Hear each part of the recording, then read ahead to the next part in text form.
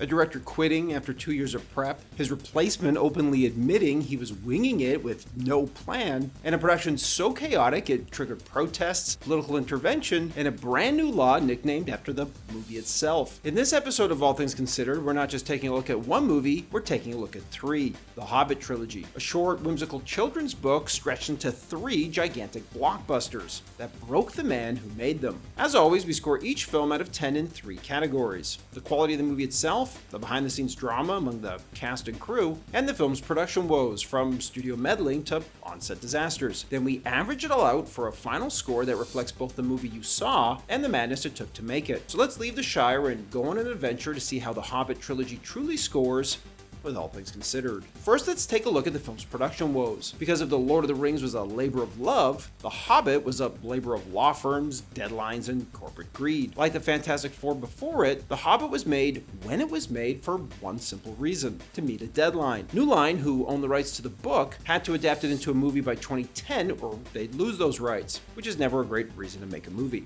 And while you'd think they'd turn to Peter Jackson, director of the Lord of the Rings trilogy, to direct it, his relationship with New Line was not exactly warm and fuzzy, after he sued them for unpaid profits from The Lord of the Rings. Furious, New Line co-founder Robert Shea boldly stated that Jackson would never, ever direct a film for New Line. However, after a string of flops, Shea would magically change his tune and basically get on his hands and knees and beg Jackson to come back. Jackson, though, basically had zero interest in coming back to direct, having been there, done that, but he would agree to produce, handpicking Guillermo del Toro to direct instead, who was also on record a few years earlier saying, "I don't like little guys and dragons, hairy feet, hobbits, I don't like sword and sorcery, I hate all that stuff."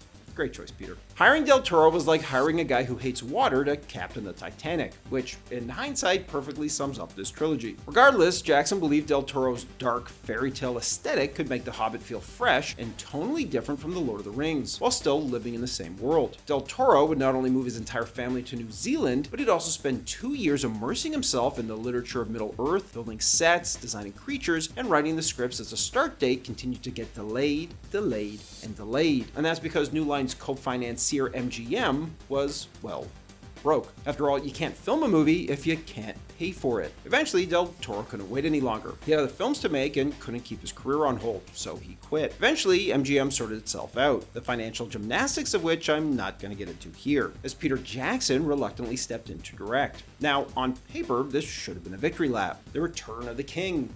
Literally. Except there was one massive problem. Remember those 2 years of pre-production? Well, that was all designed around Del Toro's vision, and Jackson wasn't about to make a Guillermo del Toro movie. He was going to make a Peter Jackson movie, except he didn't have the time. On The Lord of the Rings, Jackson had 3.5 years of pre-production to design every prop, costume, and set before cameras rolled. On The Hobbit, he had a few months, which means hardly anything was finished once cameras started rolling, including the scripts. As a result, Jackson had to rely much more heavily on CGI to fill in the gaps. Practical solutions were replaced with digital ones, not because they were better, but because it was easier to fix it in post. Middle-earth didn't feel lived in anymore, it felt rendered. Oh yeah, and midway through production, 2 films were turned into 3. Now, officially, Jackson claims this was his idea. He says the story was too compressed as 2 films, and he wanted to expand it so that it had room to breathe a little. And I'm sure the studio executives, seeing a chance to turn $2 billion into $3 billion, didn't hesitate to say yes. But let's be real, whether it was artistic ambition or corporate greed, the result was the same. A story that fits on a bar napkin was stretched across 9 hours of film. So where does this land on a scale from 1 to 10 for production woes? Between only making the movie because the rights were expiring, to the original director quitting, to the studio going bankrupt, then turning a 2-parter into a trilogy mid-shoot for more cash, and Peter Jackson having absolutely zero prep time, The Hobbit earns an 8.8 out of 10, proving that sometimes the biggest villain in Middle-earth isn't Sauron, it's a studio. Now let's take a look at the behind-the-scenes drama. Usually when we talk about drama on this show, we're talking about volatility, like Christian Bale screaming at a lighting guy on Terminator Salvation, or Tom Hardy and Charlize Theron trying to kill each other on Fury Road. But the drama on The Hobbit wasn't explosive. It was just depressing, defined by creative exhaustion and emotional burnout. And nowhere is that clearer than with Ian McKellen. On The Lord of the Rings, Peter Jackson often used forced perspective to make McKellen appear larger than the hobbits. Basically, it's a practical camera trick where McKellen is positioned closer to the camera to look bigger. But on The Hobbit, because they were shooting in 3D, forced perspective didn't work. So McKellen often acted alone in front of a green screen, while the hobbits and dwarves were digitally added later. The isolation was so crushing that McKellen eventually broke down in tears on set and lamented this is not why he became an actor. But the misery didn't stop with the actors. It extended to the man in charge, Peter Jackson. At the beginning of production, Jackson looked like a new man, slimmed down, smiling, ready for another adventure. But by the end, he looked like he had personally carried the ring all the way to Mordor himself. Working under extreme pressure with very little prep, Jackson has admitted that on set he rarely knew what he was doing and was usually just making up as he went along. Not only that, he barely slept as well. All of this finally caught up with him when it was time to film the Battle of the Five Armies, which he soon realized he couldn't wing his way through. As a result, he'd actually shut the production down to buy himself some time to actually plan the battle out properly. And then there was the labor dispute before cameras even rolled. After the New Zealand Actors Union reviewed the film's contracts, a do not work order was issued, meaning any actor who joined the production risked being expelled from the union, which is serious stuff. And the reason was simple. The contracts didn't meet union standards, meaning actors wouldn't share in the long-term profits, which was standard practice for a production of this size. And when the unions tried to negotiate minimum terms together, the studio's response was basically, you're not employees, you're contractors, so we're not negotiating as a group. In response, the studio threatened to move the entire production to Eastern Europe, potentially costing New Zealand's economy up to $1.5 billion. The result was a full-blown national panic, as thousands of New Zealanders marched in the streets, terrified of losing not only the money from production, but also the Middle-earth tourism economy that had become tied to it. To save the movie, the government rushed through emergency legislation, the so-called Hobbit Law, which reclassified film workers in a way that made the right to unionize far harder, effectively rewriting labor rules just to keep a movie studio happy. And to sweeten the deal, the government threw in millions of dollars in extra tax subsidies, effectively paying the studio a ransom to stay. But here's the real kicker. Years later, leaked emails revealed that the union had already reached a deal with the studio, days before the protests even happened, but the studio didn't announce it, leading many to effectively accuse the studio of letting the public panic continue so they could strong-arm the government into changing the law. As one union rep later put it, the people marching in the streets were just patsies in a corporate game of 4D chess. So where does this land on a scale from 1 to 10 for behind-the-scenes drama? The Hobbit was a miserable grind fueled by burnout, green screen isolation, and a director who looked like he aged 10 years in 3 movies. And when your production gets so messy it sparks a labor dispute, triggers nationwide protests, and literally results in a government rewriting employment law to keep the studio happy, that's not behind-the-scenes drama anymore,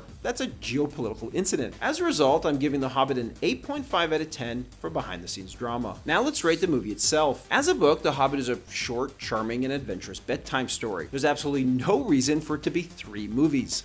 None. To fill 9 hours of runtime, we get drawn-out councils, a weird love triangle between a dwarf and an elf that nobody asked for, and action sequences like the barrel chase that straight up defy the laws of physics. To quote Bilbo Baggins himself, the whole trilogy feels thin, sort of stretched, like butter scraped over too much bread. The sad thing is, if this had been one movie, it could have been a fun, whimsical adventure told strictly from Bilbo's point of view, like the book. Take the Battle of the Five Armies, for instance. In the book, this battle is barely a footnote. Bilbo gets knocked out and misses the whole thing. And if this was one movie, that would have been hilarious. Imagine building up to this massive Lord of the Rings style battle, only for Bilbo to take one wrong step, get clocked in the head, then the screen cuts to black, and then it fades in with him waking up after it's all over, totally subverting our expectations. But because this was a trilogy, Jackson needed to stretch the runtime. So he took a battle that didn't really exist on the page and turned it into a massive CGI-heavy spectacle. And speaking of CGI, the difference here is staggering. While the original trilogy used a ton of CGI too, the film still felt grounded and real. Most of the CGI in the Hobbit Trilogy, on the other hand, often looks like a video game. It's not only overused, it's distracting. And the perfect symbol of that is Azog and his pack of wolves, who look like they belong next to the Scorpion King in The Mummy Returns. The sad thing is, in Del Toro's version, Azog would have been played by an actor in makeup and prosthetics. Finally, there's the 48 frames per second experiment. Jackson wanted the 3D to look sharper and make the audience feel as if they were inside the scene. And to do that, he filmed at a higher frame rate. The problem, however, is that it looked too real and felt like a soap opera as the majesty of Middle-earth was replaced by the aesthetic of a high-definition sports broadcast. However, the trilogy trilogy is not all bad.